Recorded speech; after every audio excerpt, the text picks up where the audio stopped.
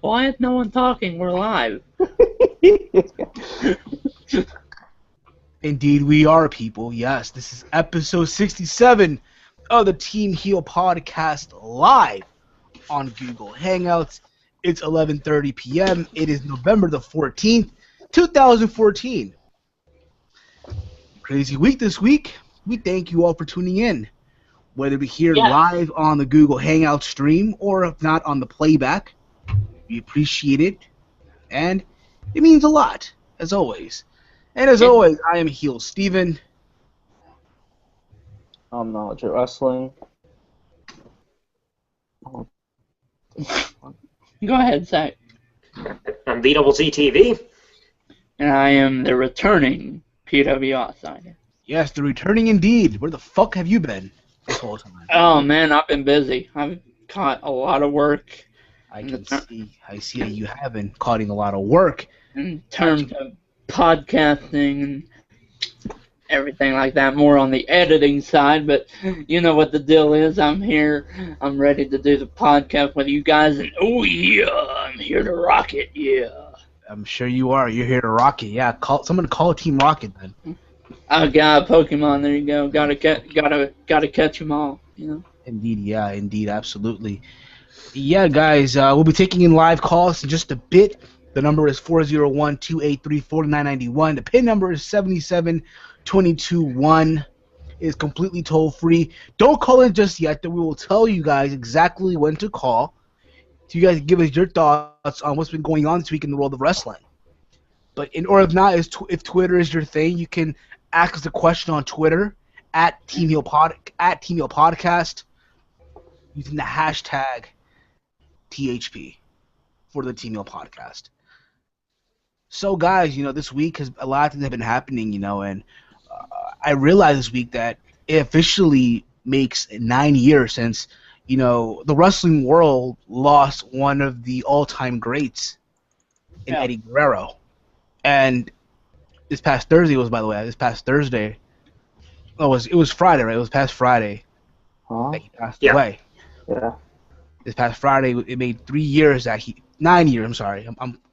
9 years that he passed away, and I was at work and I was just thinking about it. Oh, wait a minute. It's Thursday, right? It was past Thursday he passed. I'm sorry. Yeah, that's what it was. Yeah, this past Thursday he passed away. Oh, this past Thursday was 9 years. Yeah, there you go. Yeah, there you go. And I was at work just thinking about it. It makes already 9 years since he's been gone. It's amazing how time goes by so fast. Yep. And when I think about Eddie Guerrero, I always think about someone who always gave it his all. Someone who literally always, no matter whether he was a babyface or a heel, whether his match was the opening match of the night or the middle of the card or simply the main event, he always went out there and made sure that you, as a fan, were simply entertained by his matches. Yep, he did. To me, Eddie Guerrero always been, and always will be, in my opinion, the people's champion. The champion of the people, Yep. Mm-hmm. And I remember 9 years ago, like literally yesterday, I remember where I was at. I remember what I was doing. I was a freshman in high school. Mm-hmm. And I remember that Monday morning I got to school and I went to the locker room to put my gym clothes away for the week. And as I'm leaving the locker room, I hear kids talking. And mind you, these kids that were talking normally they didn't talk about wrestling. So they were talking about, Eddie Guerrero passed away. And I didn't want to believe it. I didn't, I heard them and I'm like, wait a minute, is this true or not? Like, oh, yeah, it is. But I didn't want to believe it. So I went to the library of my school at the time. I turned on a computer. It's funny, at the time, the library of my school, they had Macs. Yep. The early Macs, whatever it was, back in 06, or not, literally, late 2005, I'm sorry, late 2005. And I go on WWE.com, and it said right there, Eddie Guerrero passed away. And it literally just hit me like a state of shock. this can't be happening. And from that moment on, that whole day, I was just sad and depressed, and I didn't want to talk to anybody. And the fact that I wanted to leave school early, like I told my mom and dad, yo, pick me up, I'm not feeling good. They didn't want to do it. So you can imagine just being there in school for 7 to 8 hours in a bad mood, just miserable and depressed, and because to me, Eddie Guerrero always has been, always will be one of my favorite wrestlers of all time, And I got home that day afternoon. I went to my room and I cried. I remember I just cried and cried and cried that it actually happened. He passed away. Right. And I watched that episode of Raw. Oh my God, yeah. And it's sad. I was just even more sad than what it was. I remember they aired, the beginning of the show. They had the whole roster on top of that stage area, right? Yeah. And they had the cameras moving around to see the people in the arena, just how they were feeling. There was a little boy with his mom who were both crying, and that is what really made me even break that even more. Yeah. But overall, Eddie Guerrero, I want to believe this. If he was still alive today, I think he would be a huge influence for a lot of young talent today. Oh yeah. He'd definitely be down in NXT and the Performance Center training guys down there. I can totally see that. Absolutely, And again, it's just crazy to think that it's been 9 years, and to think now, like you think about it too. Next year it'll be officially 10 years since he's been gone. Yeah, a decade. 10 years, a decade, yeah. I remember the year after they put him in the Hall of Fame, and at the time I was happy about it. All right, great, awesome, But looking back at it now, I'm like, you know what? If any moment he should have gone, it should have been, let's say, right now at this moment, 2014, around there. Yep. Because me, I'm not big on the idea of putting in wrestlers in the Hall of Fame, a year after they retire or something like that happens. Like, for example, Edge. Yeah. He retired in 2011. They put him in the Hall of Fame in 2012. I wasn't a big fan of that. Exactly, yeah. But what about you guys? Where were you guys at? Where were you guys at when Eddie Guerrero passed away? What were you guys doing and all that? I was actually in my bathtub getting ready for school. And my mom had the news on in the kitchen, and I have my eyes closed and my mind focused on the day, and all of a sudden, that brought all my focus off because I heard it on the TV, and I was like, no way. And then I didn't have a computer at the time, and I just had to believe it. And you get to the Eddie Guerrero tribute show that night, and it was just crazy. And, it's on YouTube, that tribute show, and I go back and watch it. I can't help but notice, I know it's not about, I know it's, we're talking about Eddie, but I can't help but notice Chris Benoit. I think that's the moment that Chris Benoit turned and really became depressed, because he and Eddie were tight. He and Eddie were really, really, really close. And yeah, I think that's what really kind of sent Chris Benoit into a downward spiral. And it just sucks. But yeah, he lives on in the memory. And a cheap WWE plug would probably say, and you can relive all his memories on the WWE Network for $9.99. I guarantee you they would say that. But yeah, I think Eddie Guerrero is just a phenomenal talent. And yeah, he is still missed, but he lied, he cheated, and he cheated, and he stole his way into our hearts, and he's still there. And yeah, I think Eddie Guerrero is and still is one of the greatest of all time. Absolutely. And I think also, when you look back at Eddie Guerrero, how still, he's remembered, how people haven't forgotten. For example, when someone does a frog splash, people still mark out for Eddie. You still hear Eddie chants. Or Yeah.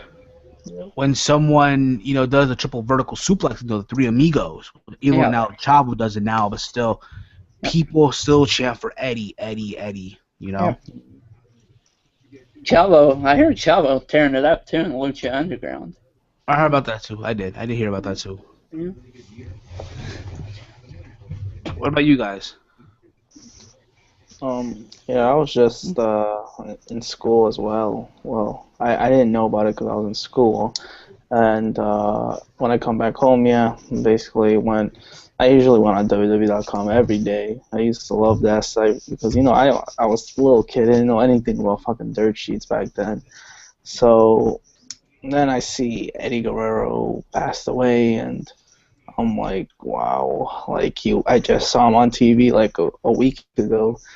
And it was kind of sad to see that, like, he was a heel at the time. Well, he was kind of a face, but Yeah. but he was it was kind of mixed with the face and heel, because he was, huh? Wasn't he supposed to like go? He was in a program with Batista at the time Yeah. for the And World yeah. He was gonna turn heel, and he was gonna become champ. So, well, that didn't happen because of that situation, and yeah, it was just saddening, and definitely he's one of my favorites. He's entertaining as hell. The light sheet and steel thing. And he finally won the WWE title and No Way Out. That was an awesome moment for him. Yeah, that moment was cool. And even beating Kurt Angle at WrestleMania, that was also cool. So, yeah, I mean, he had some great matches. He was a good wrestler, entertaining.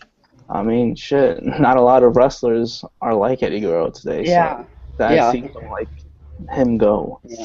He was one of those small guys And that who too. don't typically, when you think of WWE superstar, the term superstar, you don't think of a smaller time guy. And the thing that really, I think, carried Eddie was his charisma and his technical ability. I think those two things were what made him so likable. Yep. I agree with that. Again, Double Z, what's your memory about Eddie Guerrero? Your thoughts? 9 years later. Oh man, like, as people know, I didn't start watching wrestling until 2005, and by that point he was already heel, so it was a weird thing to suddenly jump into, seeing him feud with Rey Mysterio, going over Dominic and the whole situation, saying, "Oh, I'm your son's real father" and all that. But then when I found out he passed away, that was still a big jolt, even though I wasn't much of a wrestling fan at the time. I remember watching the Raw and SmackDown during the week he passed, and that song that they played during their SmackDown tribute, of that song "Here Without You" by Three Doors Down for their tribute, every single time I hear that song, I keep thinking about Eddie Guerrero, because that tribute has just stuck in my head even 9 years later. Indeed. I mean, like, even now, I'll still go back over the network, I'll watch his past matches and just be enthralled at just how amazing he was in the ring. He knew how to connect with the audience. He could always have a great match. This guy is definitely somebody that nobody can forget. You can't deny how amazing Eddie Guerrero was.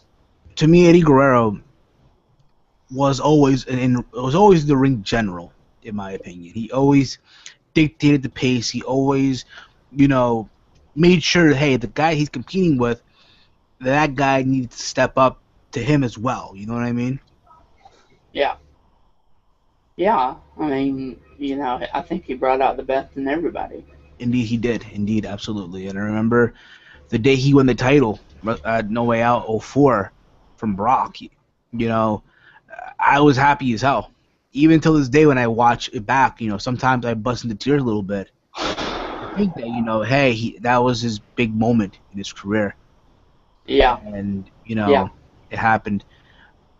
I will say this, though, to me, his best feuds of all was always with his best feud was against Rey Mysterio. No doubt about it. That was, in my opinion, his best feud. Don't get me wrong, he also had good matches with guys like Chris Jericho back in WCW, with Dean Malenko back in ECW, even matches in Japan as well, in Mexico. Think about it, this business was in this guy's blood. Yep. Since he was like age 3 or 2. Yeah. He was born into the business. Exactly. He had a ring in his backyard, a wrestling ring. I remember I saw, what was it? I think it was the Cheating Death, Stealing Life documentary, right? Yep. I read the book. Yeah. When it aired back on UPN a couple years ago, and there was a scene where him at a young age, just all he did is take bumps in the backyard of his ring. Yep. Yeah, the book is interesting to read too. I mean, shit, I remember reading that book, and I was like 11, 10 at the time, and I was reading a long ass book, but I understood it, and it was awesome to read. You know, knowing Eddie Guerrero's past, and you know, it wasn't easy for him, and to see him succeed, that was great, and yeah, Indeed, it was. Yeah, absolutely. I agree with that 100%. I want to hear from you guys. What was your memory of Eddie Guerrero? What, where were you guys at when it all happened? And what, when you think about Eddie Guerrero now, 9 years later, that he passed away. Because in my opinion, you know what, he's gone. But you know what? He's not forgotten. Never will be. I agree. So I want to say with that. Moving right along. It was big news this week. The great Khali has officially been released by WWE. Thank the good Lord in heaven. And I know people are going to say, oh, good riddance. It's about time. Got rid of the dead weight. No more Khali. Go away, right? I'm sure people are going to say that. And when I think about it, too, it turns out that his contract with WWE expired. Yep. It actually expired, and WWE chose not to renew it. And then again, can you really blame them? Not wanting to renew? Come on, when you think about the great Khali, I think about a guy who had a lot of potential on the count of his size. At the same time, though, he was so limited because of his size. I remember he debuted back in 2006 with Daivari on that episode of SmackDown, and he went in there and attacked the Undertaker. And that was the night the Undertaker really got his ass beat, whatever. And they hyped up this match with him and Taker for, I think, the Great American Bash 06 in that Punjabi prison match. I think the first one, was it? Yeah. That was literally the big, match, the big pay-per-view match, whatever. And I remember watching the Bash 06, and it never happened. I don't remember why, and it just didn't happen. What happened was you had Big Show affiliated, I think, with Mark Henry, right? Was it with Mark Henry who was affiliated at the time, or? He was with Heyman.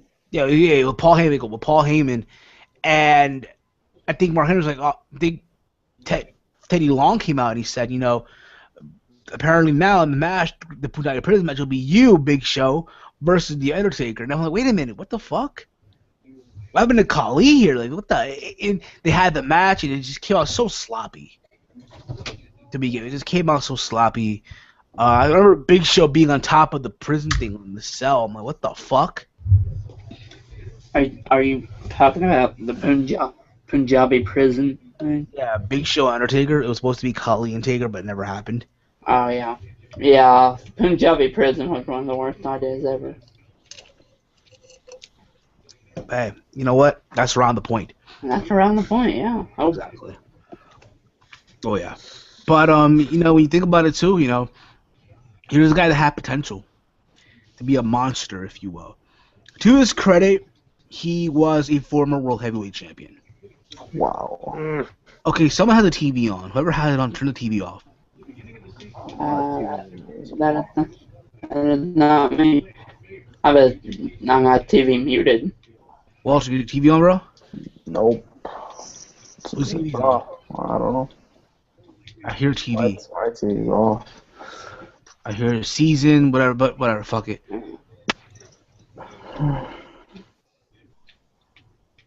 There we go, it's gone. It was you, Double Z TV.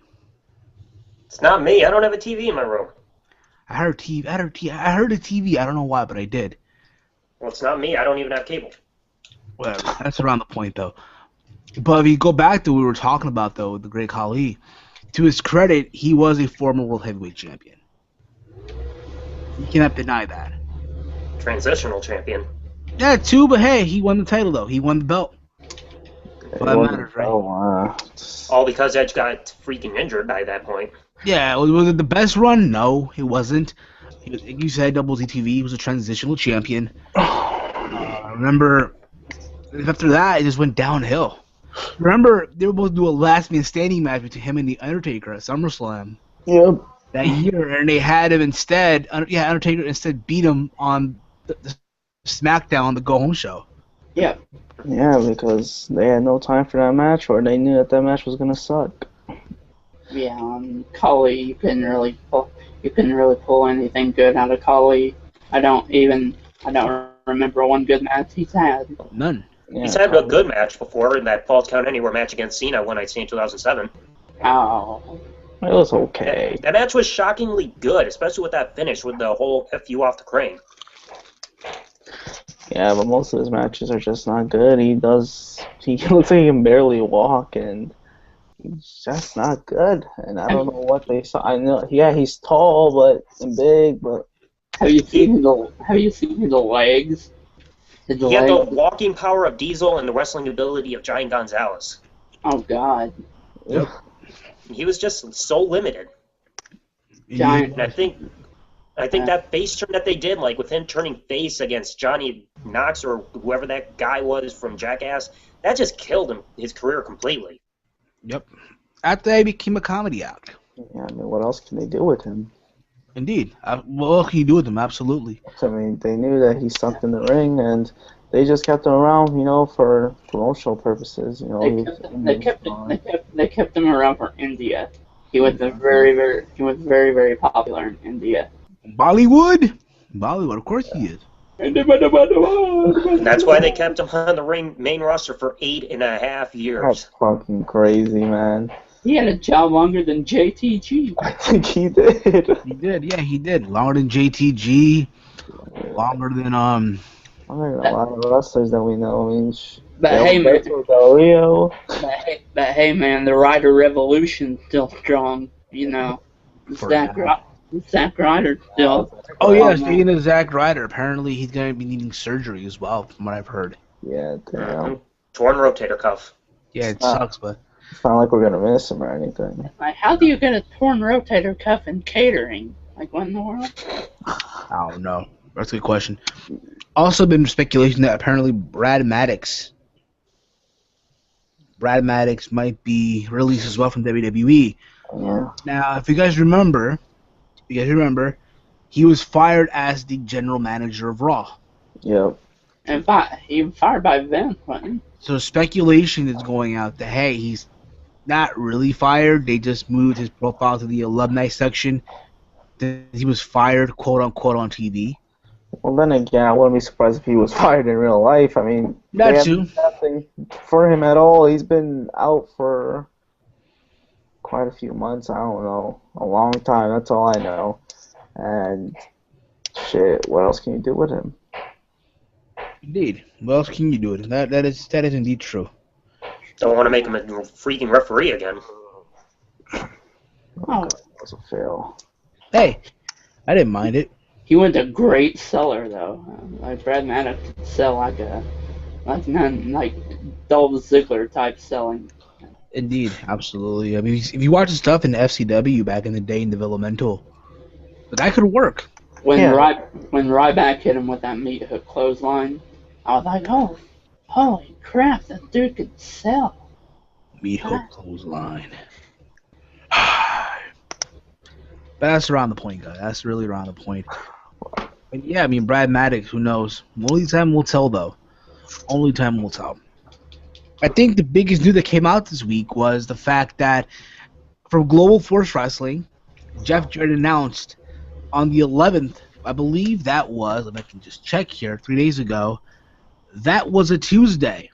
Yes, on this past Tuesday, Jeff Jarrett announced on Twitter, via the Global Force Wrestling Twitter account, that Jim Ross, good old JR, will be making his return to the commentary table to do the play-by-play for Global Force Wrestling when they host New Japan Pro Wrestling's Wrestle Kingdom 9.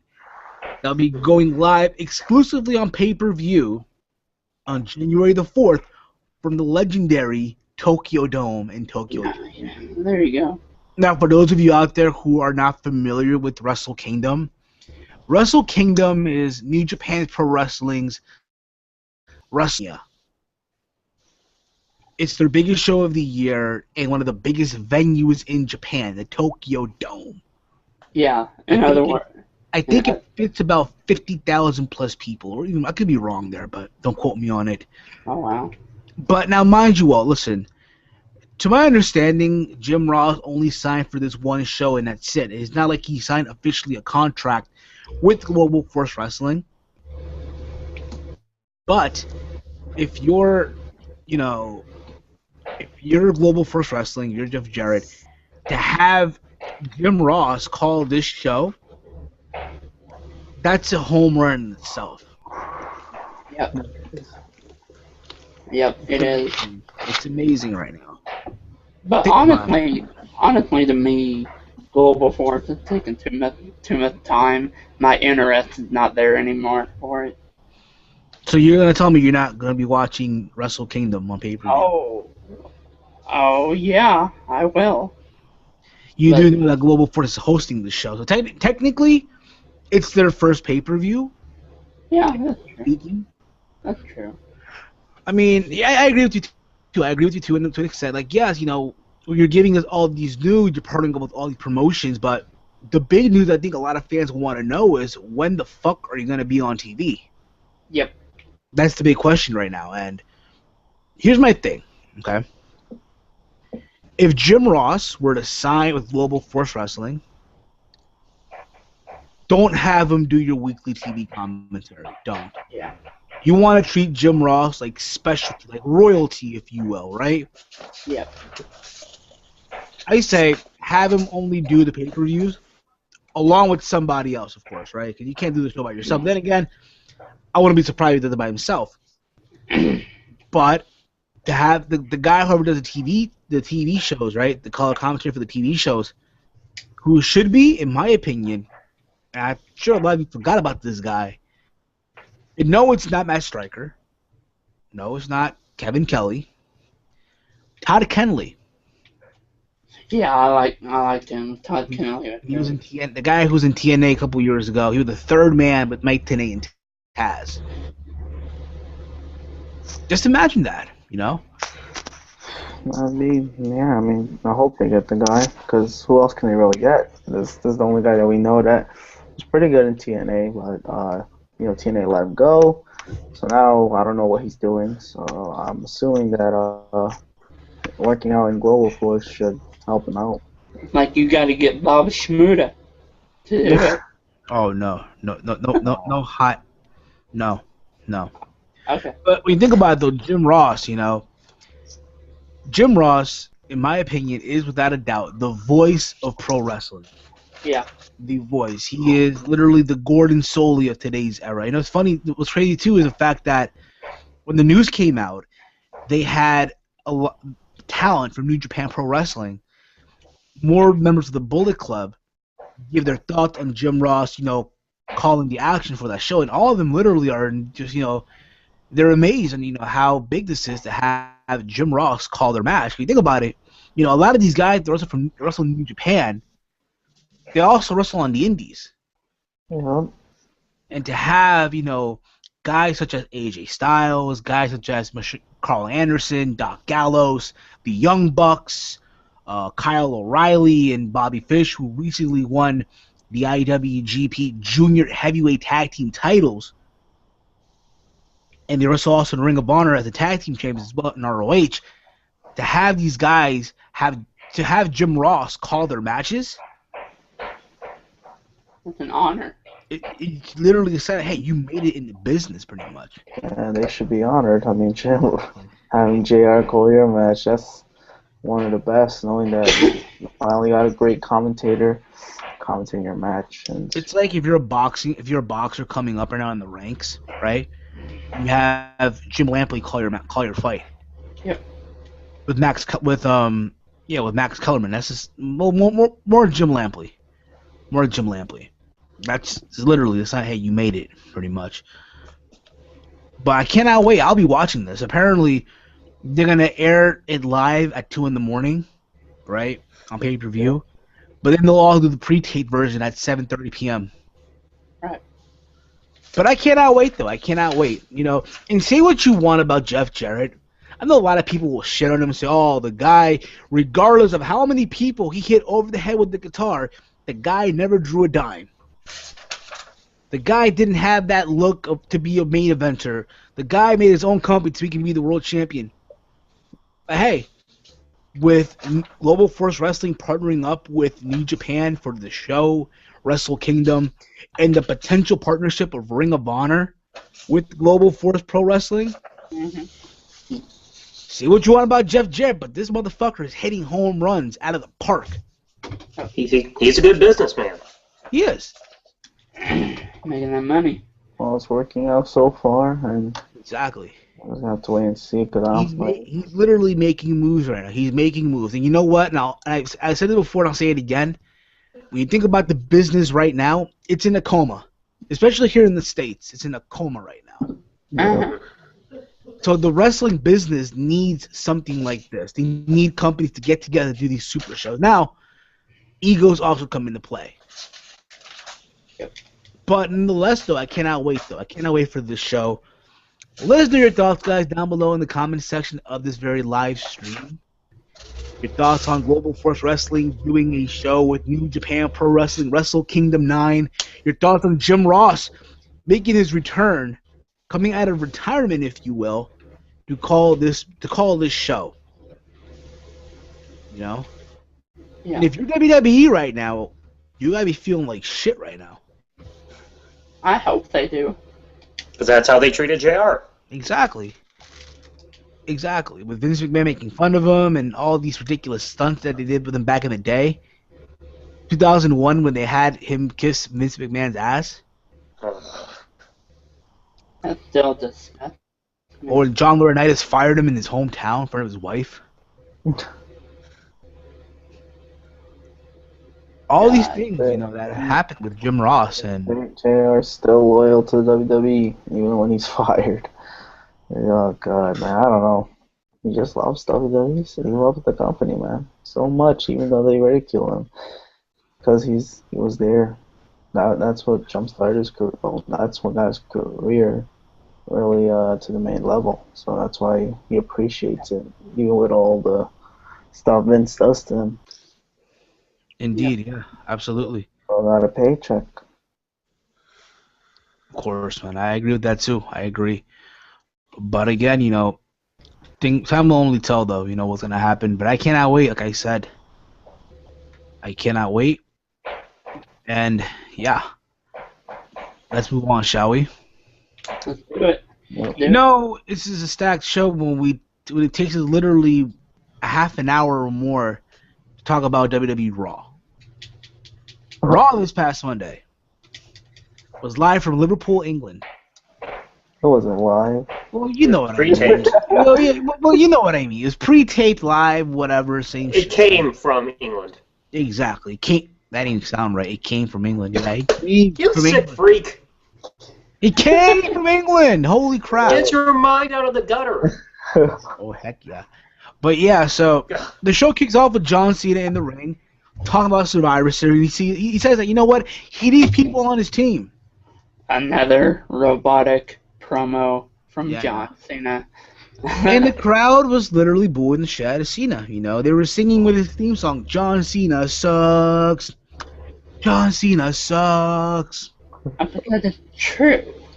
I mean, say what you want about him, but at the end of the day, the guy sells out arenas. The guy puts butts in the seats. Dean Ambrose sells out arenas. Well, to the casual. But he's still... To the casual, put it this way. If you have a 6-year-old son, a 6-year-old little Jimmy, right? Yeah. That little Jimmy will be a big fan of John Cena. Oh, yeah. Yeah. So, I mean, at the end of the day, the guy, like I said earlier, he sells out arenas. He sells out merchandise. Yeah, but he still sucks. I mean, his in-ring ability, come on. He still sucks. Okay. Tell me you never seen a good John Cena match. I didn't say that. I just think his character is just kind of boring. It's just. But yes, you all want to turn heel. You all want to see that heel turn. I just want to see a character change. Oh, we saw that the night after WrestleMania 29. I just want a character change. I mean, I'm not saying he sucks as a wrestler. He's just bland. That's just the truth, man. Amen. Okay. But we digress. So, he calls out Ryback. Ryback comes out. Pretty much tell him to join Team Cena. Out comes the Authority. All for that so Ryback can attack John Cena. Because he said the big guy is not afraid of the Authority. And the big guy does not see John Cena's name in the bottom of his checks. And then he hits John Cena with the spine buster. And the crowd marked out. Indeed. The crowd marked out. You know, it's funny, though. As you all know, yeah, Raw was pre-taped, and my good friend at the MJK show, he went to that Raw show in Liverpool. And as you know, WWE took time to edit out some things, you know, put their work in and all that, right? So the crowd was chanting, "Where's our network?" Yeah. Even though you heard it when the Authority came out, you heard the chant, "Where's our network? Where's our network?" Well, apparently they were chanting that the whole night. They were chanting that the whole night. Where's our network? Can you blame them? No, they could chant that. Not at all. I don't blame him one bit. So yeah, I mean, it sucks what happened. You know, at the end of the day, see what happens with the whole network deal with Sky Sports. After we had Jack Swagger and Seth Rollins going out in a one-on-one match, this was an okay match. Oh, like we haven't seen this before. I know, Seth Rollins got the win. And at the end of it, you know, Seth Rollins and the Authority beat the fuck out of Jack Swagger. Yeah, how dare he? Now Cena lost Swagger on his team. Yep. Who's going to replace Swagger?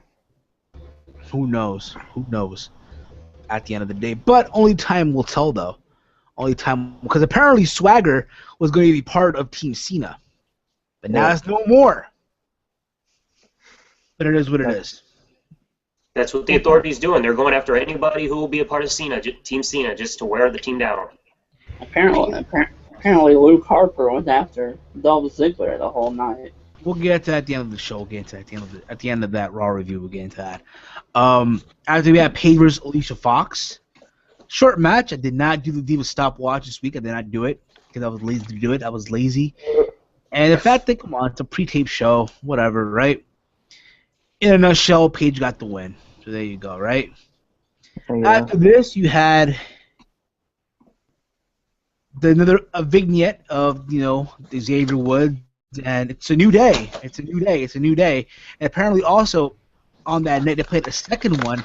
They revealed Kofi Kingston to join this. So we're seeing a development here, if you will. A development of where I believe next week they'll play another vignette and out comes Big E. Yep. And you know what? You know, as much as I feel like this is them stereotyping again African Americans, who to say this is one giant swerve?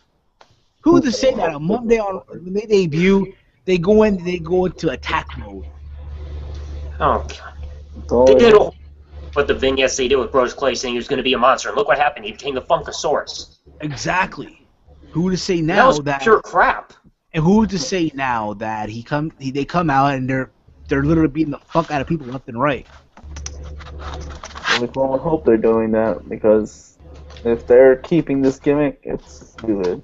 So they hope they do that. Hope they swerve it. They already did this stuff to Devon back in 2002 anyway. Exactly. Oh my God. And look where it freaking led.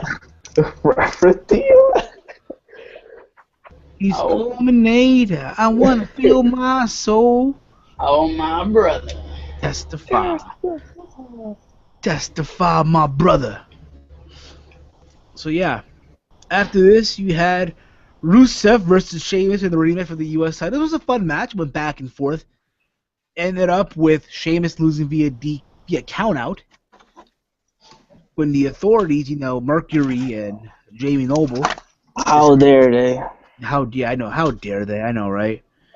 It's caused to a huge, whatever. But yeah, Rusev retained his title. Rusev retains here, Russia's #1. Yeah. You had Los Matadora versus Miz and Mizdow. I did not watch it because I didn't care about it, but I did hear that it was funny. You guys mind elaborating more on this? What happened to that? I mean, yeah, because they had mini, I guess, what do you want to call Hornswoggle here? Mini Mizdow. Mini Miz, I don't fucking know, but he was doing the same shit Mizdow was doing, and Mini Miz there. And so then he was fighting with the Bull, and I don't know what happened after that. I know that Miz got the victory. How long has Hornswoggle been feuding with the Bull? I have no idea, but Nobody's keeping track. Mizdow, he was the Gator, he was 3MB. He's part of DX. Yeah, that Miz. Indeed, yeah. Indeed. So yeah, Lil Matador got the win here. After this, you had Dolph Ziggler and Mark Henry going at it. Match ends by DQ finish when Ziggler got the win via DQ.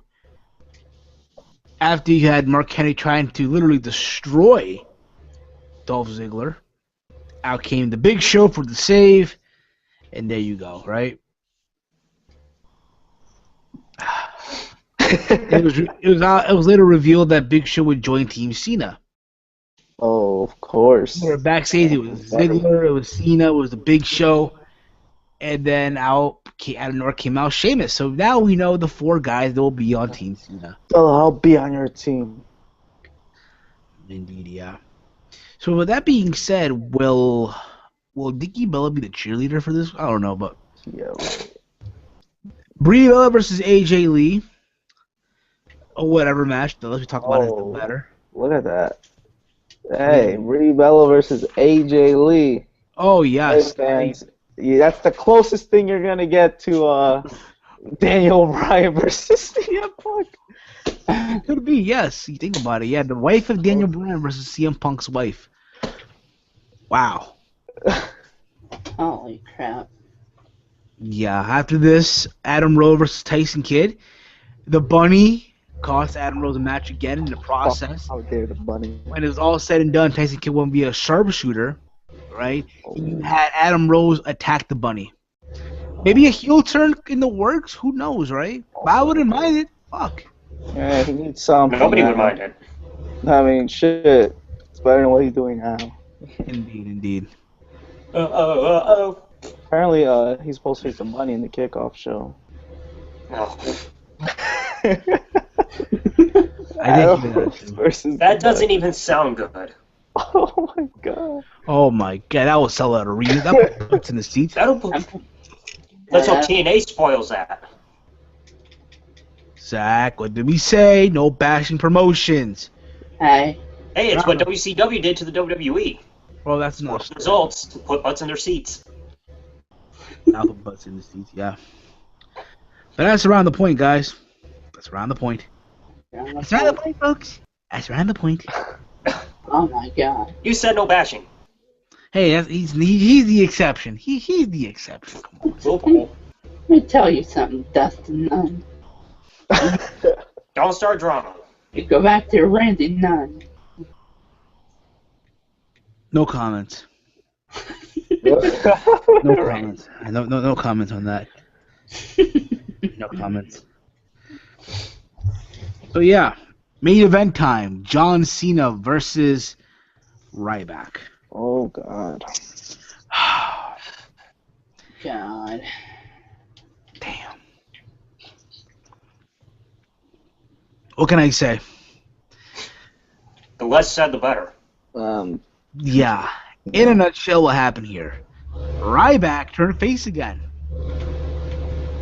You got pissed off. What is that noise, bro? From coming from your end? Who? I hear like something blowing from on your end, like like a machine. Yeah, that's my computer. It fired up. Damn, that's around the point though. Sorry. It happens. So yeah, My computer's an old man. I can So see is mine. that. So yeah, I can tell. But yeah, Ryback turns face. He attacks the Authority. Out comes Team Cena to help, and you kind of get the idea, right? Yeah, Cena in the ring, looking at Ryback, and that's how Raw ends. I know who's joining Team Cena now. Oh yeah, before the show ended, there's a backstage segment with the Authority, Stephanie and Triple H in the office watching what's happening, and out of nowhere, they throw in Dolph Ziggler, and Luke Harper says, "I'm a team player." He is. Well, It's Luke Harper. Can't I'm hate guessing on Luke. we got our teams now. We can't hate on Luke Harper. Could be though, but you never know.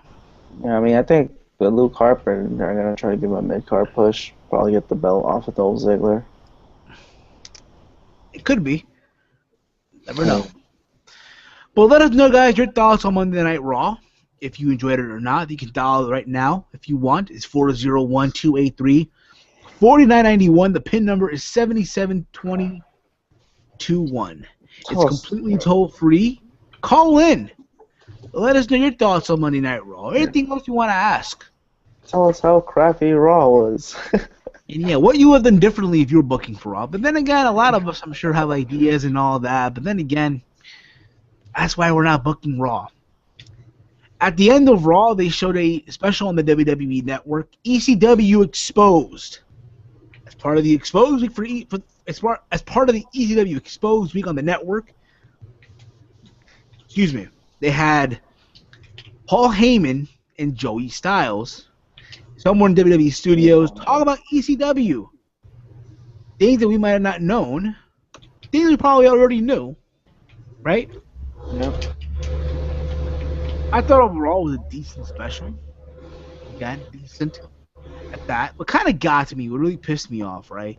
They had fans ask questions, right, on Twitter, right, using the hashtag ECW Exposed.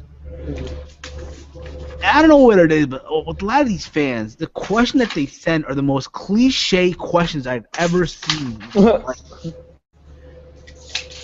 Who is the best star of ECW? What was the best moment of ECW? So generic. Too basic of questions. What's the best moment?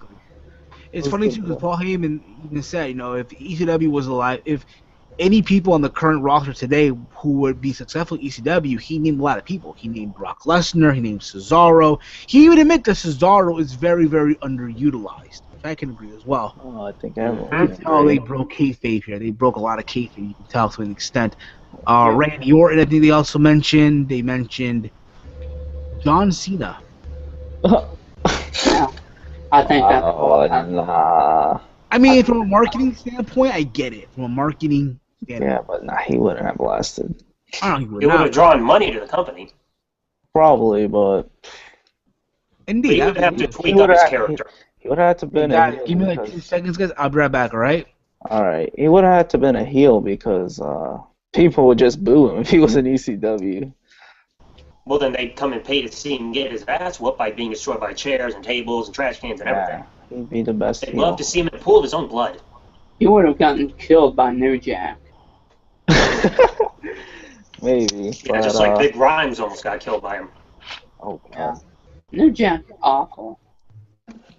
New Jack is bad. But, I'm still surprised he even survived the Danbury Fall Living Dangerously 2000. Yeah. oh, yeah. The most famous fall. Goddamn. But, yeah, that's what the ECW wrestlers were. Risk takers. And they weren't even getting paid a lot.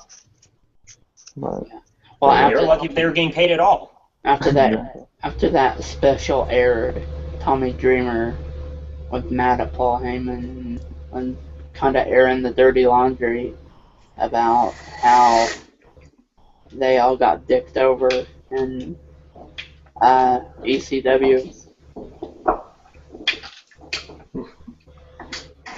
Yeah, I heard about that on Twitter.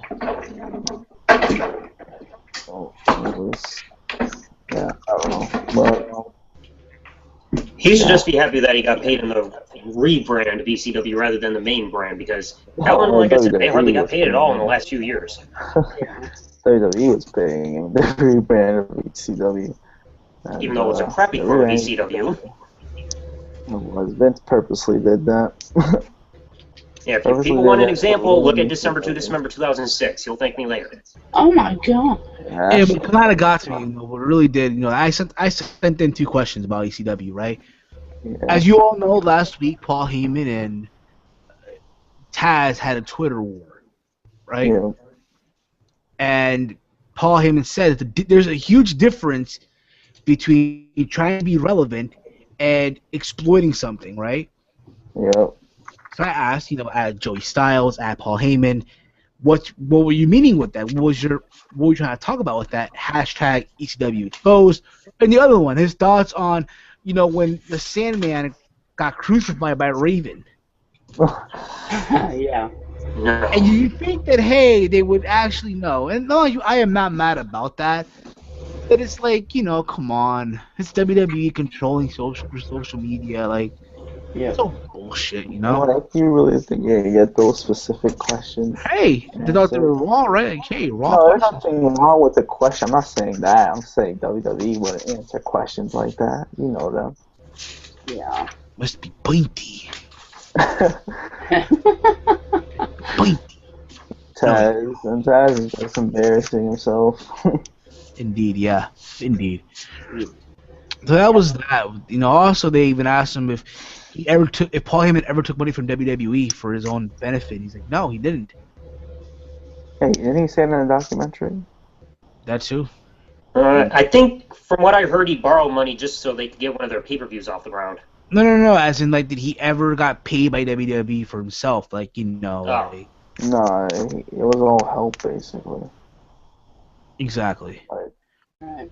Which they needed at the time. Indeed, they did. They needed that at the time, big time. That hurt big time, you know. Big time. Paul Heyman, great mind, not a good business guy. Legendary, yeah. Paul, yeah, exactly. Yeah, great mind for the business, you know.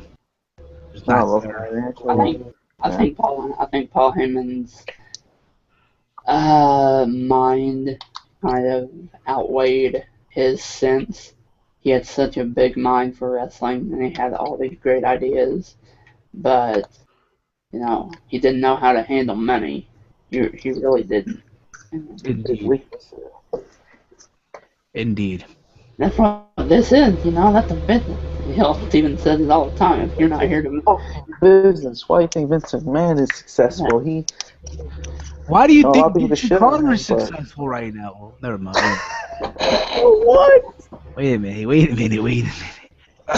Why do you think Jeff Jarrett is successful right now? Why do you think Carrie Silkin is successful right now? Well, Jeff Jarrett's more successful because he's actually, it's successful because he's got history in the business. Remember who his father is.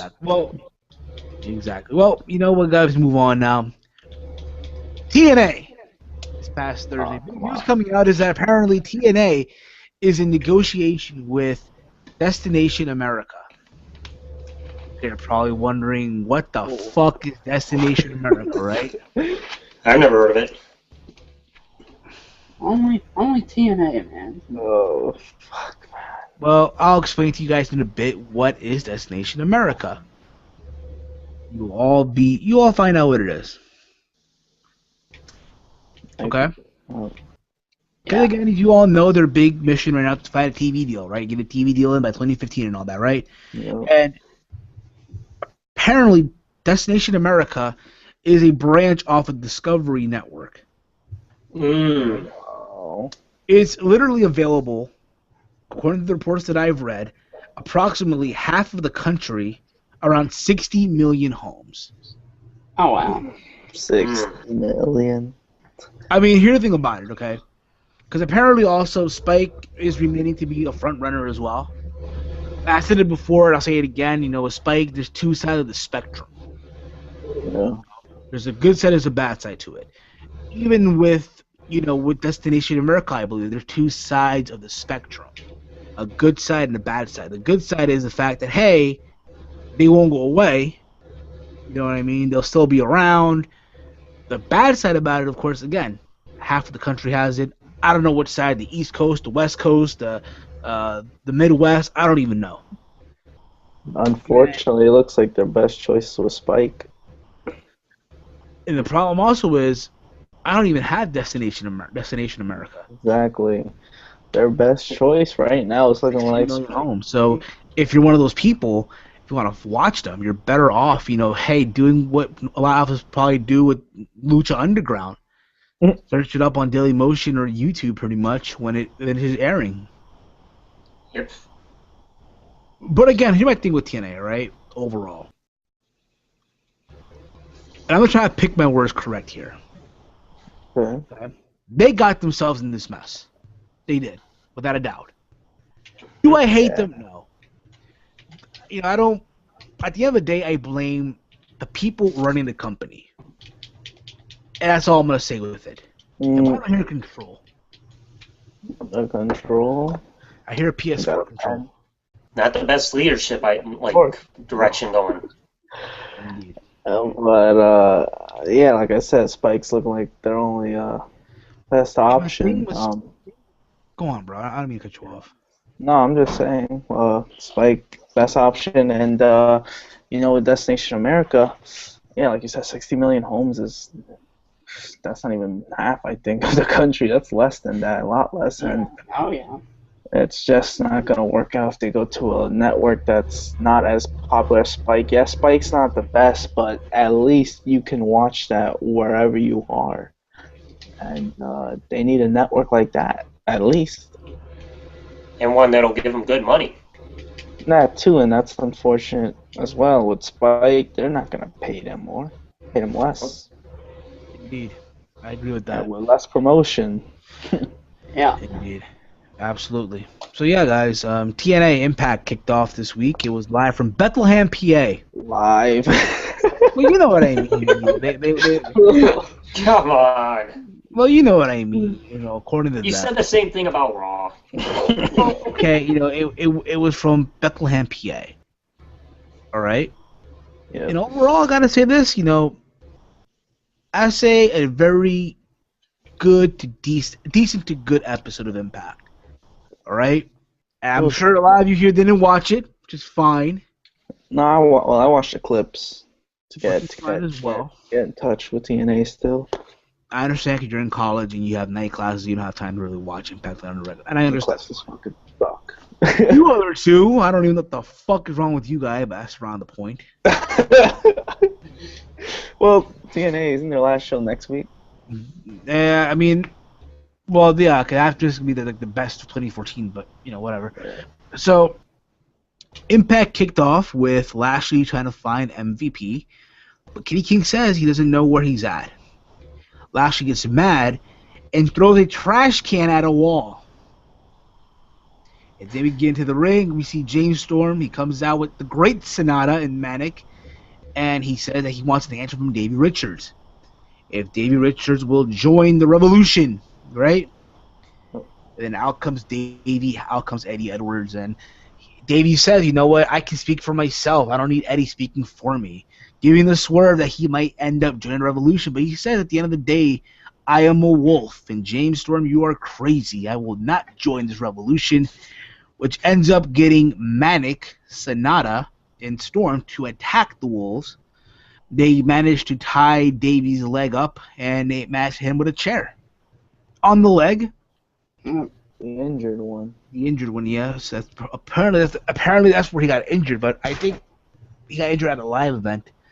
But, yeah, which then, you have James Storm coming out with the Feast or Fire briefcase. Okay. And then he says, I'm going to cash this in. And out of nowhere, out comes Abyss. Assuming that, hey, he's going to save Eddie Edwards and, make it happen, make the save and all that. But it turns out that he joined the Revolution.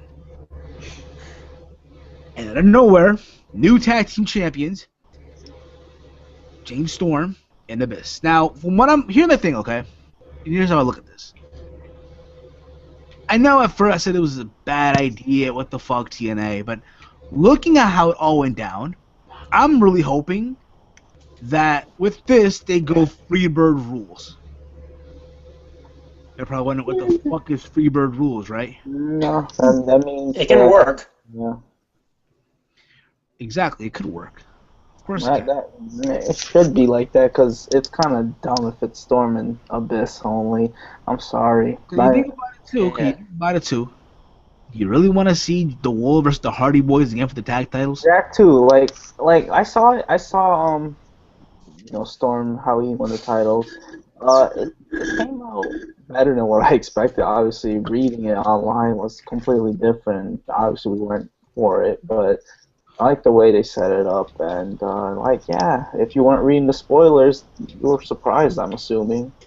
I was surprised when I even read the on the internet that he still had the briefcase. So that was a good swerve, I guess. And hopefully, like you said, they pull up that Freebird rule. Because if anything, the tag team titles should have been won by Sonata and Manic, the great Sonata and Manic, not Storm and Abyss. But we'll see where it goes from there because the great Sonata. That's right, you damn right, the great Sonata. Yeah, they should have won the titles at least. So that means I guess the Hardys will face Storm and Abyss now. I'm not sure. Here's my thing with this: to me, James Storm should not be competing for the tag titles.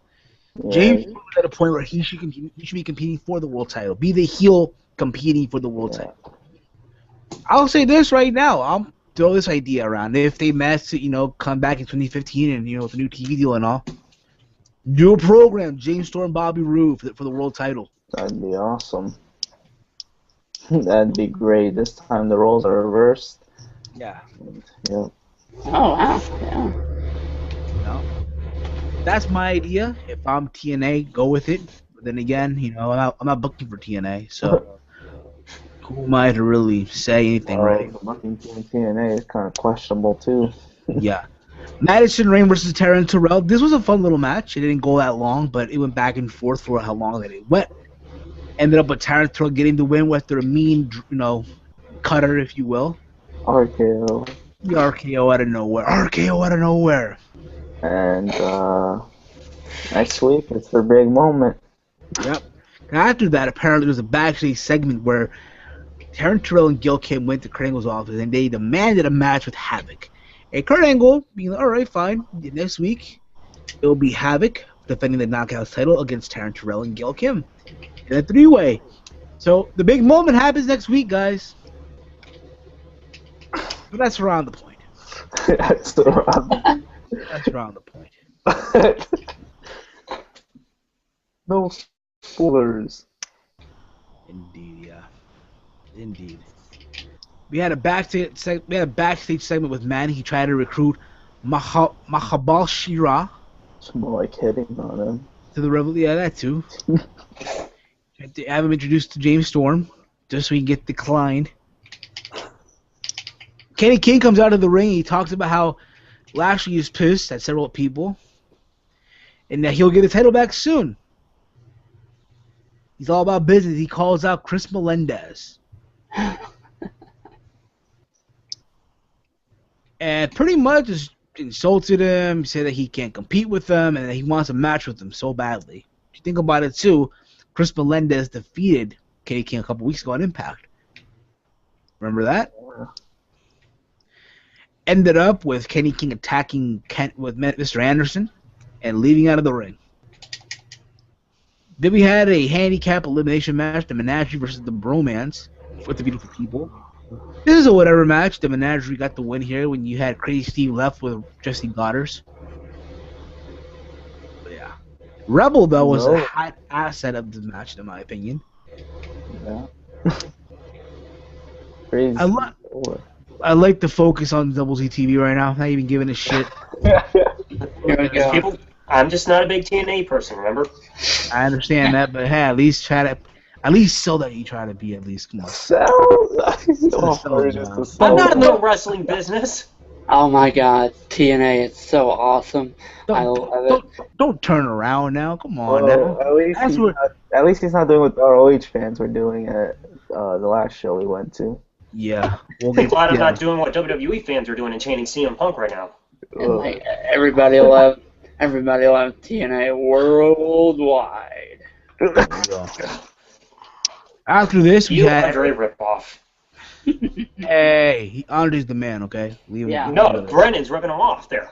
I love Andre. Andre, that's a little ribbing toward Andre. I love him. He's a cool dude. Cool dude. Smart.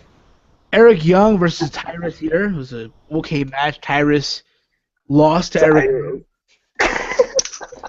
which I didn't agree with. Why is so they bring him matches? Matches. I don't know. Oh yeah, TNA fans. They're gonna make him a monster. But to their credit, though, you had EC3 and Rockstar Spud outside the ring, and it seemed that EC3 was trying to interfere in this match and cause Spud to attack EC3. After the match, Bobby Lashley comes out and he spears the fuck out of Eric Young. He attacks Rockstar Spud. How dare him? Wait a minute. Is Rockstar Spud a face now? Yeah, he is. Hashtag I'm with Spud. Hashtag potato spud. Indeed. Samoa Joe comes out and he says that sometimes hard decisions are the right ones, and he was told that he's not medically cleared to compete. And he praised the X Division, saying it's the best division in pro wrestling, but he has to vacate the X Division title. But he says when he comes back, whoever's the champion, he's going after that person. Oh, how sad. So next week it'll be a fatal four-way. I believe it'll be DJZ versus Low Key versus. I apologize if I botched this, but I think Manic and someone else. I apologize. You mean DJ Double Z TV? Hey! DJZ. It's there you go. But it is what it is. Before this, and then we get a backstage segment with Bram, calling out Tommy Dreamer. Wait for it. To a hardcore match. Holy fucking shit! How many hardcore matches are we gonna get in TNA? And fans, I know you're defending it, saying it's his gimmick and all, but fuck no, and didn't we just have a hardcore match in the same show with someone else? Gimmicks, like. You might think about it, okay? Bram doesn't need a hardcore match to be hardcore. He can be hardcore by beating the fuck out of people in the ring. That too. Being a badass. Hell, I believe that, hey, Bram could be a world champion more than fucking Magnus. Definitely, but it looks like they're trying to just make him a gimmick. That's all he is. Magnus, but that's around the point, though. It's a fucking gimmick. And then after this, what do you know? Gunner versus Samuel Shaw in a no disqualification match. In other words, a hardcore match. Holy fucking shit! Another fucking hardcore match. I am sick and fucking tired of these fucking hardcore fucking matches. This is an ECW, man. This is not fucking ECW. This is them exploiting fucking ECW. Why the hell is Tommy Dreamer even there? Corporate sellout. I am pissed at all these fucking hardcore. You know what this is fucking like? You go into the cafeteria, right? And you're hoping that you get the, you're just hoping, please don't let it be fucking meatloaf. Please don't be fucking meatloaf today for lunch. And what do you fucking know? It's fucking meatloaf. Again. You ask the lunch lady, hey, lunch lady, what's for lunch today? Oh, darling, it's meatloaf. Listen, hardcore matches are cool, but you don't have to, when you have it every week. Overkill. It ruins it. Yes, you fuck it up. You can't. It's a specialty match. You don't fuck. And all you use is fucking chairs and fucking trash can lids.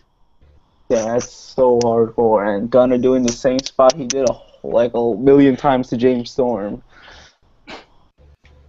Oh my god. And, Brittany, yeah, she was a highlight of this match, I'm not gonna lie, and still didn't help Samuel Shaw win. I'll let her be my highlight. Is this feud over, or? Yeah, this match overall was okay. Match didn't go long either. Gunner got the win. Brittany tried to interfere, but at the end, Gunner hit Samuel Shaw with the F5 Yeah. on steel chair pretty much. So yeah. Here comes the pain. Main event was Austin Aries and Bobby Lashley going at it. Match ended in it was a good match. All right, went back and forth, but ended in a double count out. Yeah. At the end of the match, you had Lashley attack the fuck out of Austin Aries and lock across and calling out for Bobby Roode. That's Impact Wrestling this week, guys. Let's get to the mailbag questions. Mailbag Monday. Mailbag Friday. We only got one question in, guys. One and only. One and only question here from Ryan Davis. You can follow him at Fight Best Fight at Fight Best Fight, and he asked the following question: on WWE 2K15's My Career, there's a face and heel gate. Gosh, is it surprising that they used those terms in the video game? I don't think it is. I mean, we're in it. I understand you have the game. Yeah, but for the 360, but I don't think they really use those terms in the 360 version. I mean, I don't have the game yet, so I really can't tell you. If not, it's a surprise. But, I mean, they made it very clear that, hey, there is no heel, there's no babyface anymore. But, I mean, it's whatever, to be honest. No, there's still heels and baby faces. WWE. Wait, are you talking about the video game or? Yeah, in the video game. The question is, again, I'll repeat it again. On WWE 2K15's My Career, there is a face and heel gosh. It is surprising that they use those terms in the video game. Hashtag PHP. Well, what else can they say? I mean, the Good same. guy, bad guy. If you think about it too, right? In WWE and wrestling in general today, the pile driver is banned, right? But in the game, they have the pile driver. Exactly. Yeah. Or when a wrestler gets released from WWE, they still have their characteristics, their features in the game, even though they're not in the company anymore, but they have it under a different name. For example, Kurt Angle is referred to as American Hero theme or American No, the wrestling hero. Wrestling hero. So it happens, you know? Yeah, So they do that thing all the time with other characters. They did it with Rob Van Dam in WWE 2K14. They just did it with the Goldberg character in 2K15 because he's not in the game now. They just do it with everybody. Yeah, I mean, why not? People could pretend to be Goldberg and stuff now. Make their own Goldbergs or RV or any created wrestlers that aren't in the game. So. Indeed. But yeah, guys, that's pretty much been happening. But you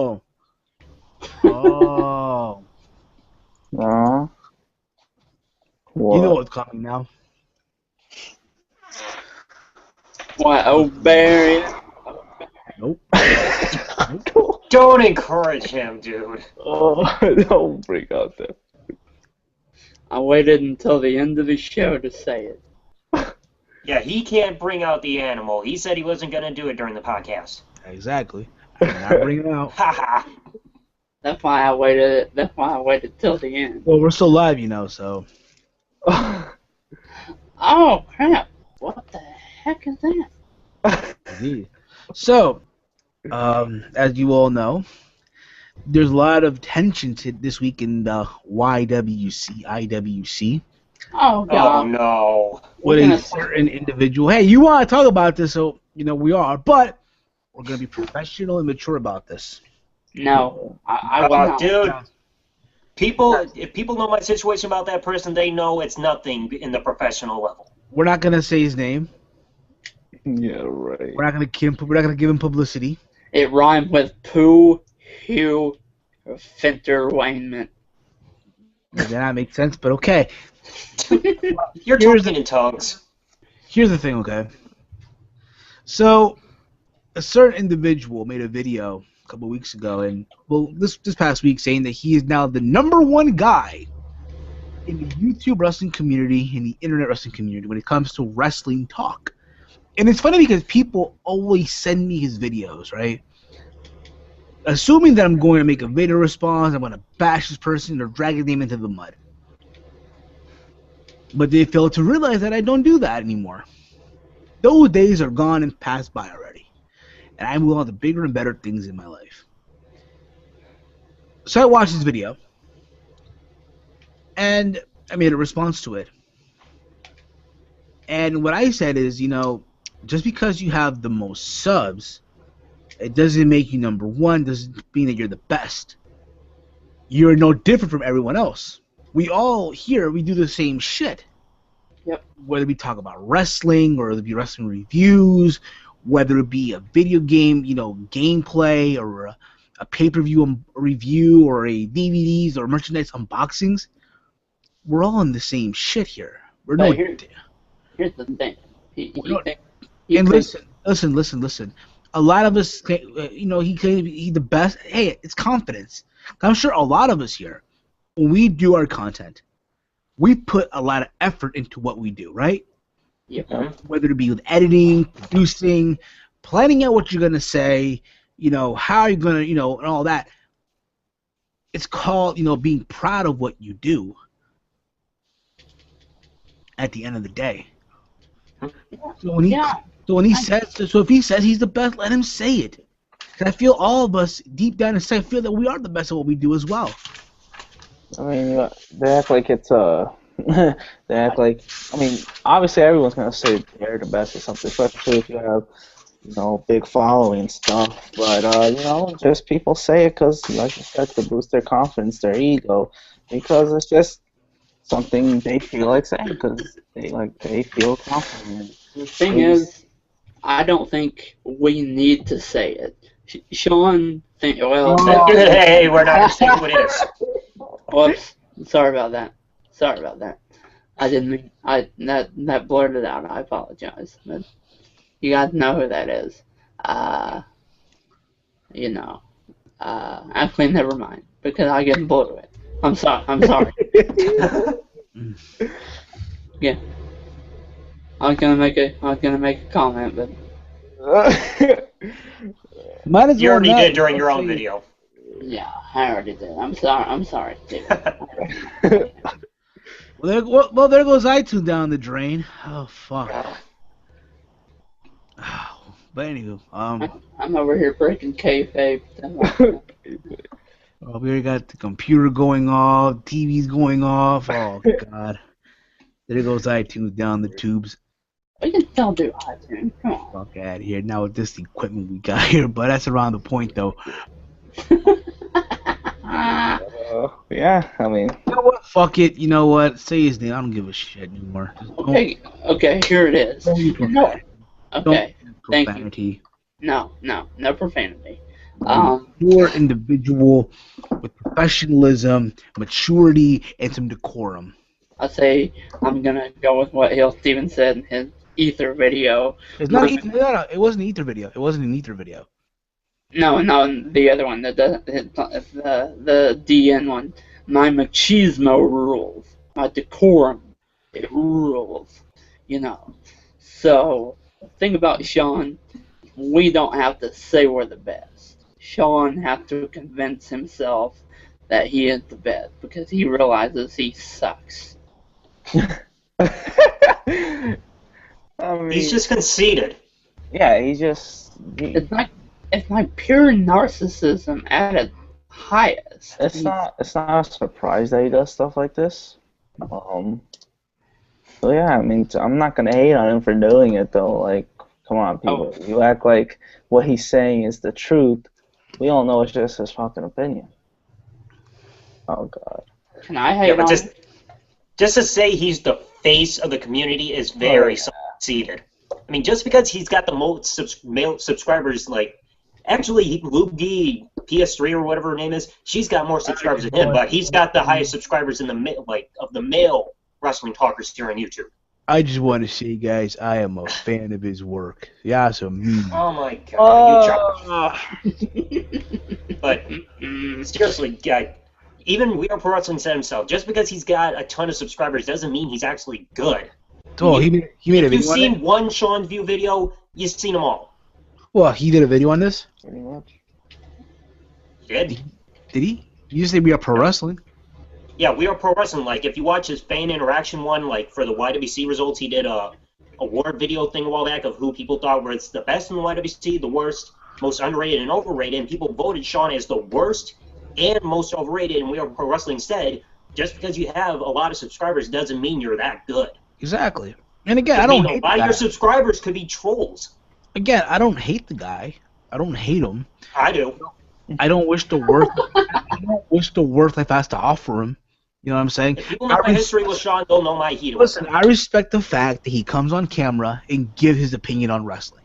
I respect it, even if his view is completely one-dimensional. I can respect that. At the end of the day, all of us here, we can hate each other all we want, but we're all in it for the same cause, wrestling. At the end of the day. Hey, maybe some of your subs, some of our subs are his subs too. Ever thought of that? So most likely, I mean, he has 44,000, so. I mean, at the end of the day, listen, people who say, you know, let's take him down, let's get rid of him, let's do this. All I gotta say to y'all is, Here we go, more. He's not gonna leave. nah, he's cool people, but nah. I wouldn't go that far. Like, At the end of the day, listen, at the end of the day, you're not gonna get rid of him. He's not gonna go away. You can say what the fuck you want to say, but at the end of the day, he will still be here, whether you all like it or not, and you'll have to deal and accept it and deal with it. And his ego is going to increase as his subscriber count does as well. Exactly. You're just wasting your time. he gets like herpes, man. He didn't know. Ew. His life is YouTube. And listen, I'll say this, okay? Listen. But it's his life, what the fuck he wants to do. I'll just say this right now. If YouTube tomorrow decides to terminate the partnership program, he's fucked. He is really fucked. Mhm. He will be fucked if YouTube tomorrow decided, hey, we're going to terminate the partnership program forever and ever and ever. No more machinima. No more machinima, no more Maker Studio, no more full screen, no He more wouldn't be none of with that. Machinima if it wasn't for me. Hey, listen, at the end of the day, it is what it is.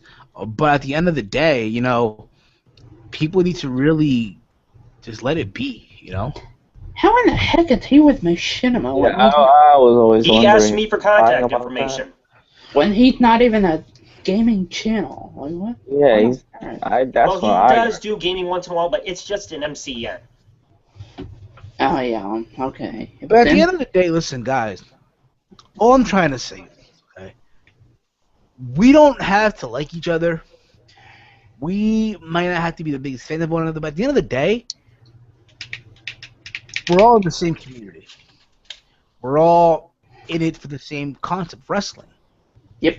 Whether it, like I said earlier, whether it be a review, whether it be a thoughts on a wrestler, whether it be reviewing a DVD or unboxings or review, you know, whatever it may be, we're all in the same thing. We're not different. We're not different from one another. Yeah, we may have our own flows to our shit, but a sub number doesn't mean shit. I'll give you a perfect example here. Okay, the New York Yankees. They have the most world championship wins any other team in any other sport. They have the most. Does that mean that they're the best team in the MLB? No. But they have the most. Hey, they have the most World Series wins, right? Yep. Mm-hmm. Ric Flair, 16-time world champion. 16-time world champion. That just means 15 times. Because of that, does that make him the best? No, not really. People might not feel that way. You know? Or, Can't really deny what a legend is. or you know, that other guy, the best quitter in the world was champ 434. Is he the best in the world? No. No. To the IWC, he is. No. Indeed. Oh, wait, we just talked about the guy. Oh my God, is CM Punk return imminent? Daniel Bryan is the best in the world. CM Punk is returning, though. Yeah, to Marvel. Yeah, just because we mentioned him. To the Talking Dead. Yeah, Talking Dead, he's returning. Yep. Somebody's been looking at. That's Someone's been, IWC logic. someone's been looking at The the air. moment his name is mentioned, oh my god, that means he's returning. Oh my god, ah! They come At in the end of the day, guys, as far as this guy is concerned, let it be. Grow up. Move on. It's over with. It's done. I'm not going to respond about him no more, nor will we talk about him on this podcast anymore. It's over with. Thank Yes. goodness. Listen, if this was 2 years ago, then fuck yeah, I'd be all up on this shit. Mm. But you know what, guys? It is what it is. Things happen, and it's time to just, move on and be proud, Yep. We got another question here. Wrestling fail or flop of the year?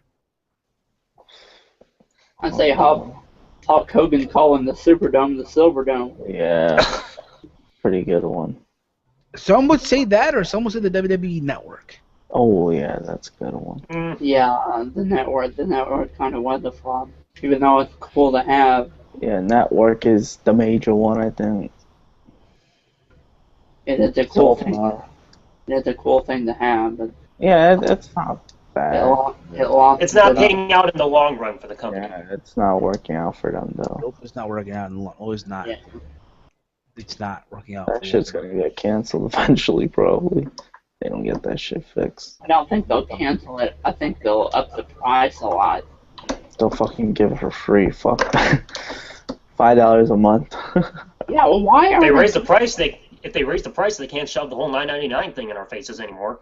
Why are they doing the free thing this month? Let's go down. Because they want people to sub to the network for free, and once the month is done, hey, you can have it now for just $9.99 a month. It's almost like their extended free trial.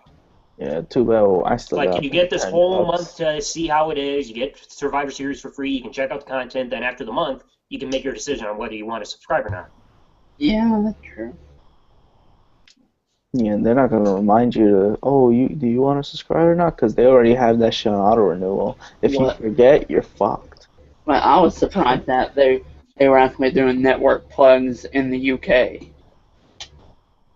Yeah. That went crazy with me. Where's our network? The Shoot Wrestling Podcast in the comments I just said the following, and I can agree with them to an extent. The only, and I quote, the only reason that undisclosed person has so many subscribers because he does wrestling news. No personality or charisma is required to read a dirt sheet and say it in a video. Exactly. I like to see him do what us do and express our opinions and really see how good he is. He's just a video version of dirt sheets that people watch. Hey, that's Mhm. That's good. Good description of it. I mean, at the One end thing I would- Go on. Well, I was just going to say, I would love to see that undisclosed individual trying to manage a real job and YouTube at the same time, see how life would be for trying to do that. I mean, here's my thing about it, okay? I feel like he does have a job. I mean, again, who's to say that he does have a 9 to 5 or, a 5 to That's 9? a part-time job. That's Who's to say? the most, I think. Who's to say that he does? You know what I'm saying? Again, Yeah, we don't know. We're not there. Yeah, I highly no, but the way he uploads every day at least a good amount of videos that it makes it hard to believe he has a full-time job. Think about it though. He doesn't upload like 12 videos a day. This is what, 4 or 2? Hey, that's a lot. Depending on how much news is out there. Exactly. Yeah, and that's what he is really. All his titles are dirt sheet titles. And his thumbnails and all that.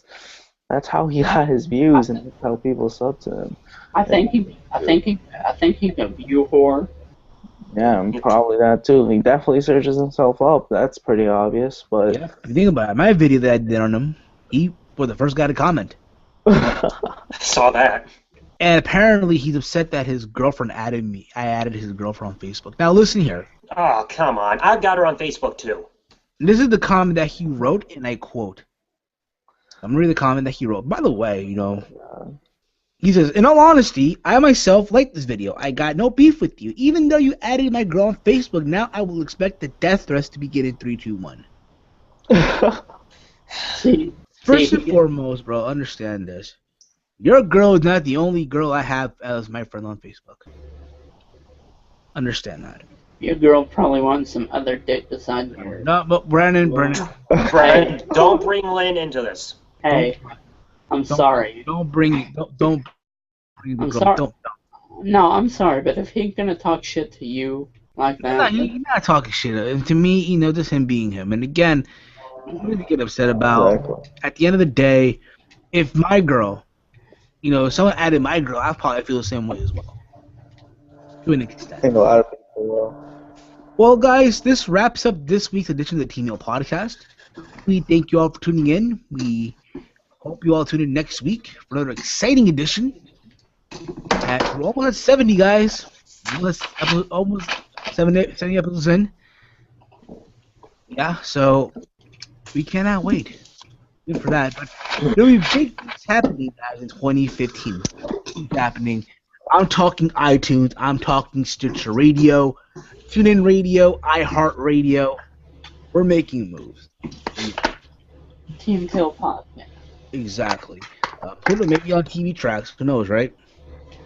But anywho, guys, as always, I am Heel Steven. You can follow me on Twitter at Heel Steven, or subscribe to my wonderful, beautiful, sexy YouTube channel, youtube.com/Heel Steven.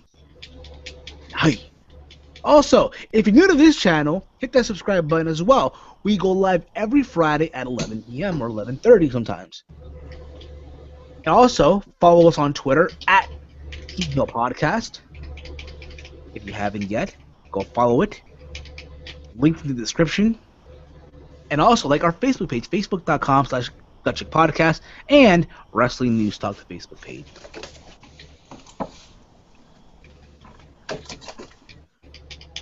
Oh yeah. Okay, so that was way fun to you guys. I don't know. I'm so used to not really going second anymore. But I put a Walker on my YouTube channel. That's about it. Indeed. Amen. I am the PW Outsider. Follow me on Twitter. Like me on Facebook. Do all that. And of course, to close out the show, the Double C TV, check it out on Facebook, Twitter, subscribe to the channel, and also my Let's Play channel. And I've got a bit of a surprise episode I'm not going to reveal yet, but you'll have to tune in and wait to see that. Indeed. And before we end the show, PW Outside, it's been a while since you said this, so I think it's only appropriate if you say it to close the show. You know what? I just gotta say. Hold on. But it's all said and done, when you have a stressed day, you're pissed off that someone made you feel some type of way, all you gotta do is say it, Brendan. All you gotta do is remember masturbation is. Oh, God! Say it again? Let them hear it. Masturbation is key in your life. Indeed, guys. Oh, where? Yeah. We'll catch you all next. Thank you all for tuning in. Peace easy, folks. Peace easy.